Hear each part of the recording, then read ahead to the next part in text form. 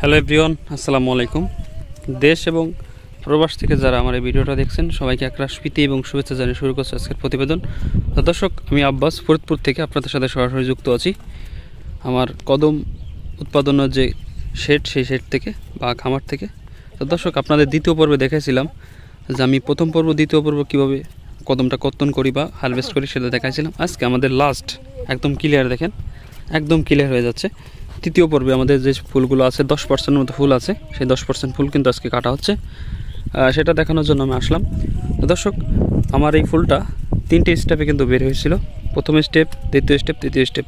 এই জন্য আমরা ধাপে ধাপে কিন্তু কাটলাম, যাতে করে বীজের যে গুণগত মান, সেই মানটা যাতে নষ্ট না হয়। আপনারা জানেন যে ফুল ও বীজটা যদি কাটা হয় তাহলে কিন্তু জ্বালাবে, কিন্তু লাস্টে জমিতে যে টেকবে না, এটা কিন্তু কৃষক ক্ষতিগ্রস্ত হবে। এই জন্য কৃষকদের কথা চিন্তা করে কিন্তু আমরা, যেহেতু 1 কেজি বীজ কৃষক টাকা দিয়ে কিনবে, তাদের টাকাটা যেন অপচয় না হয়, নষ্ট না হয়, বিফলে না যায়, এই জন্য কিন্তু আমরা আমাদের কস্ট খরচ বেশি হলেও আমরা ধাপে ধাপে কাটতেছি।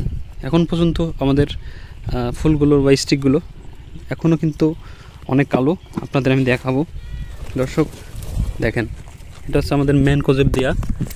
এত পরিমাণ আমরা মেন কোজেপ দিয়েছি, এই দেখেন এখন পর্যন্ত কিন্তু দেখেন স্টিকগুলো, এই যে আমার হাতে লাগিয়ে রয়েছে মেন কোজেপটা, এত পরিমাণ আমরা ব্যবহার করেছি। এখন পর্যন্ত স্টিকগুলো একদম কালো, সতেজ। এই জন্য আমাদের ফুলগুলো কিন্তু এখন পর্যন্ত সতেজ রয়েছে, এবং আমাদের ফুল দেখে বোঝা যায় না যে ফুল পেকে গেছে, মনে হচ্ছে কালো রয়েছে এখনও ফুল, কিন্তু ভিতরে ঠাড়া দিলে কিন্তু পরিপক্কতে পেকে গেছে। এর প্রমাণ দেখেন। এখন আসলে যৌবনটা শেষ, এই গাছের যৌবন নাই, এখন শুকায় যাওয়ার কথা, কিন্তু আমাদের স্টিকগুলো এখনও কিন্তু কসকস করতেছে। আমরা প্রচুর পরিমাণে মেন কোজেপ মারছি স্টিকে। 160 গ্রাম পার গ্রামে, এর সাথে সাইনিল দিয়েছি 30 গ্রাম, 180 গ্রাম, এর সাথে অটো স্টিন দিয়েছে 30 গ্রাম, এরপরে এর সাথে হেক্সাকোনাজল দিয়েছি 1 মিলি করে, এরপর আরও অনেক ধরনের ওষুধ আছে, আমরা কিন্তু একবার মারছি, যার কারণে আমাদের স্টিকগুলো এখনও কিন্তু দেখেন সতেজ রয়েছে, সুন্দর রয়েছে। এই জন্য আসলে লাস্ট পর্যন্ত যারা স্টিকটা সতেজ রাখতে পারবে এবং কালো রাখতে পারবে, তারাই কিন্তু লাস্ট পর্যন্ত পরিপূর্ণ যে ফলন সেটা কিন্তু পাবে। 10% ফুল কিন্তু নামিতে ছিল, এটা দেখায় আপনাদের।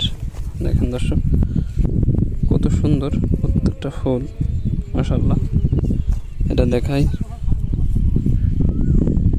কোনো ফুল মানে আগুর নামিতে যে সময় ফুটছিল না, মানে প্রত্যেকটা ফুল কিন্তু পরিপুষ্ট, এবং ফুলগুলো পরিপক্ক হয়েছিল, কোনো ফুল কিন্তু মাইন নেই, ছোটো হলেও এগুলো কিন্তু পেকে গেছে, সব ফুল পেকে গেছে। দেখেন আমি যে এটাই দেখাবো, দেখেন দর্শক, এখানে কিছু ফুল আমি দেখাচ্ছি আপনাদের। দেখেন